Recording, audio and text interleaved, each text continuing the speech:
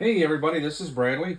Today I wanted to put a video together today about how to correctly wash and prep a RC car body. It's probably one of the most critical steps in painting the body for a couple reasons. Is for one, you want to make sure that you have a clean canvas to start your masking process on. And then also you want to make sure that you have it clean so when you're actually spraying the paint you don't have any issues with adhesion on it.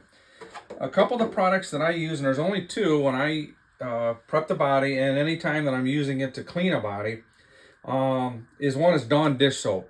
Okay, there are a lot of different types of generic or cheaper dish soaps out there, but Dawn clearly over the years that I've been using it is proven far better than any other dish soap that's out there.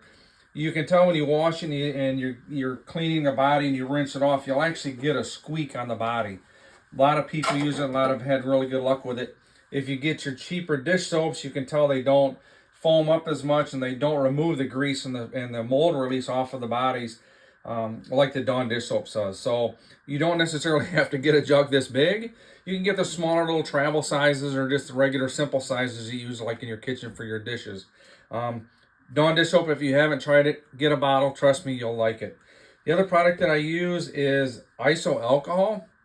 I always get 91%. If you get anything that's weaker, I think the next step down, I believe, is 70%. It doesn't seem to remove any of the markings that we may put on the outside of the body or any type of the residue that may be left on the inside of some of the body. So I always search for 91% alcohol. I don't get the 99%. To me, that's pretty hot, and I think it's kind of overkill. If you can find 91%, by all means, get that. It's not that expensive. I think you can get it for probably $4 or $5 a bottle. If you buy it by bulk, you can get it even cheaper. So 91% alcohol in Dawn dish soap. The other thing that I use is a Sharpie marker. There's a lot of different brands of Sharpies or types of Sharpie markers out there. I use the Sharpie brand. There's two different types. There's an ultra fine and there's just a regular fine point that they use. The reason why I use these is when I get a body and send it to me, I use it to mark the names on the bodies. That way you can identify, if you're doing multiple bodies, it'll help you keep them identified from one to another. If you're just doing one for yourself or your buddies or just a couple of them, you may not need to do that. But if you're doing multiples and you're doing a lot of it at the same time, use the Sharpie to identify it. This 91% alcohol will remove all of the Sharpie markers that's on the outside of the body. Remember, these bodies have the thin film on it, so whatever we write on the outside or draw on it doesn't matter because it's all eventually going to get peeled off anyhow. With using the Sharpie markers, you don't want to put it on the inside of the body. You can remove it with the 91% alcohol. It comes off rather easy, but just don't draw on the inside of the body. Use it on the outside where you got the film at. So a couple things about the bodies where you really want to be critical and where the Dawn dish soap works the best is on the inside of the bodies is where when they're molded, there's a mold release that's sprayed over the mold. When the body's in the Lexan heated up and it's pulled off, the mold release helps the body come off of the mold instead of sticking to it and getting torqued around and twisted. So that's what we want to remove. I haven't seen them do all the manufacturers. I can guarantee you they don't use a lot of the mold release on it, but it still is in there. When you're doing the bodies, the areas you want to be most critical of is like all the window sills, A pillars, B pillars, C pillars, anything that's got a spoiler on it. The new low-C NASCARs, you can see, for example, a lot of your on-road cars have like the roof rails. They'll also have the body stanchions where the wings will attach to it, so you have little dimples in the top where there's like a little cavity in there. You want to make sure that you wash all those areas really easy. The flat spots aren't as difficult or as critical because it comes off pretty easy, but those areas where it has a tendency to stick to the molds is where you'll probably have a little bit more trouble with it. So those are the only two products that I use. If you're using something that is other than this and it's working for you, by all means, continue to use it. If you're having trouble or you're new at painting, I would highly suggest these two items. I don't use Simple Green. Simple Green has a lot of different agents and different materials in it that leaves a residue on the bodies even after you wash it. Also, I've heard of people where they'll use the Dawn dish soap, but when they're done washing it and rinsing it, they'll go back and wash it again with alcohol. Don't do that. There's no need to do it. When you use the Dawn dish soap, it's going to take any of the grease, any of the mold release off of the bodies. Don't go back with alcohol. I think a lot of times people think, well, alcohol is sterile and it's a lot cleaner. but it's not. It actually will leave a residue on there. If you don't think so, take some rubbing alcohol and go wash one of your windows in your house. It will streak and it will leave a residue on there. It's 91% alcohol. There's 9% of something else. Okay, so that's what's going to leave the residue inside of the bodies. When you wash it with the Dawn and you rinse it off and you dry it, don't put anything else on it. Okay. The other thing too that you'll want to do is when you are using the Dawn and the alcohol, rinse them thoroughly when you're all done with them. Okay. And I'll show you, I'll do a body for you here to show you how we rinse and keep it clean. The other thing you'll want to do too is when you're washing it, try to use a hot water. I don't have it so hot where you can't touch it or you can't keep your hand under it, but you'll want to have it warmer than lukewarm. As you're washing the body, it doesn't take but probably 30 seconds to wash a body. But you want to keep that water as hot as you can where it's not going to melt, warp the plastic or do anything to it, but you'll want it warmer than lukewarm. When you're done rinsing it, you'll hear that there's a squeaky noise that's on it that's going to show that the body is actually clear. The other thing that you'll do too is when you're washing the bodies and you get them all dried off, immediately try to go and mask the body. If you're using liquid mask, mask it as soon as you can right after that. I mean, it doesn't have to be within 30 seconds, but do it within like an hour. And the reason why I say that is because if you're going to wash your body ahead of time and you're going to let it sit out, you're going to have all kinds of debris in the air that's falling onto it. If you have your windows open, you can get dust in it. There's no sense in washing it, let it sit, and then come back, a day later or hours later to mask it. So I always try to wash it, dry it, and go right into your masking process. I think you're going to get your best results with those. Like I said, if there's other things that you're using besides this and you're not having any trouble, by all means, go ahead and use it. If you're struggling or you're a first timer, these are the two products that I suggest. I'll put a link to these two products also in the description so you can follow it.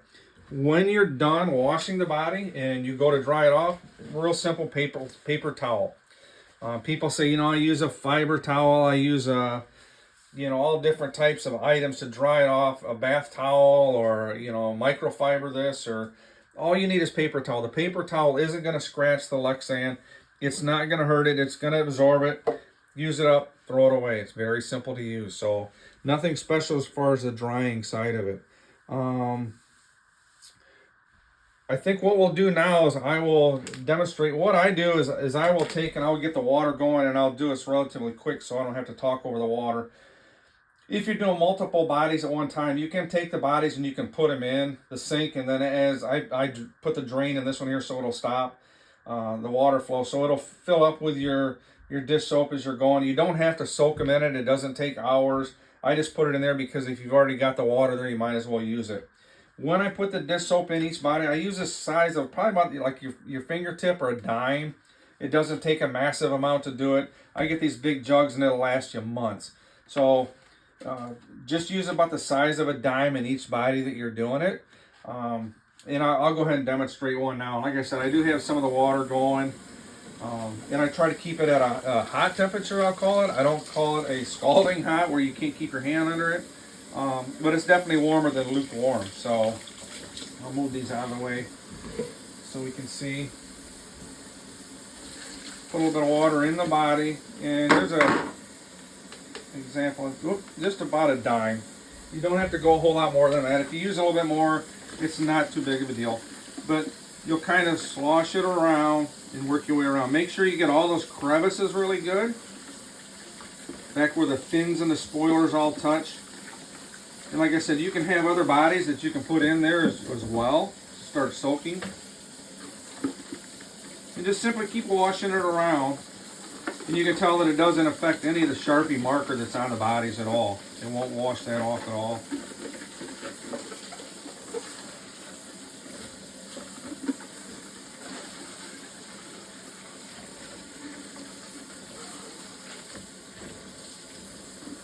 It'll turn off.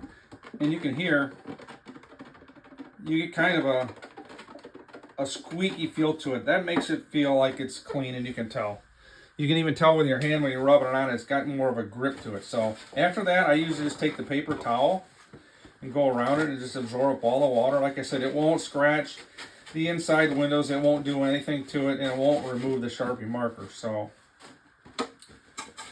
after you get them all dried off, then your next step is to move right into masking the body. Probably 99% of the bodies that I do, I use a liquid mask with it. So you'll want to make sure that you get it as dry as you can. If you do get a little bit of water that's still in one of the crevices and you notice it while you're masking, it won't really affect it because most of your mask is water soluble anyhow, so it'll just kind of mix itself together as you see it in there. So after that, when the body's all done, you're ready to mask it. Keep in mind, the inside is clean now. Don't touch the inside of it. A lot of times bodies will come to you and it'll come out of a kit, and somebody will be building shocks or diff oils or diff lubes and stuff that's all on your hands. If you start touching the inside of it, that's what we're having to wash off of it. So if you send a body cut or uncut, it doesn't matter, but just make sure you're touching the inside of that body as least as possible, because that way it's going to be a lot easier to keep clean. So other than that, it's very simple to do. A lot of times people will make it more complicated, or they'll read up on stuff, or they'll have different ideas of what they need to keep the body clean. The other thing that I do too, and it's people have talked and discussed it over the years, they have trouble with adhesion, and the first thing that they think is, well, the paint's not sticking to the body. Well, that is the problem, but you have to find out why it's not sticking. Could be a couple different things where the paints aren't properly sprayed, the paints aren't dried correctly to the body before you start putting multiple coats over it. The paints are too thick to where it's actually starting to dry different and it's not adhering to the body. So people will take and scuff the body up on the inside. It can't hurt. I've never had any trouble, and I've never scuffed an RC car body. They get beat up, they get banged up. Nitro bodies, I've had great success. I've never had to use Scotch-Brite, steel wool, anything like that. If you can't get the water-based paints and the paints that are out there that we're using for these, you've got some other issue that you're either applying the paint incorrectly or you're not using the right paints, so you're layering them incorrectly. So in my opinion, if you feel you have to scuff a body to get the paint to stick to it and it's working for you, by all means continue to do that. If you're new at it, or if you want to try it, that's entirely up to you. But myself, personally, I've painted a lot of bodies and I've never had to scuff one. So if you wash it correctly, use the right spraying techniques, you're not going to have any adhesion issue at all with the bodies. So very simple, but like I mentioned, it's one of the most crucial parts of your painting process to make sure that your paint is going to adhere correctly. So if you have any questions, by all means, don't hesitate to reach me either on the Facebook page or comment on this video.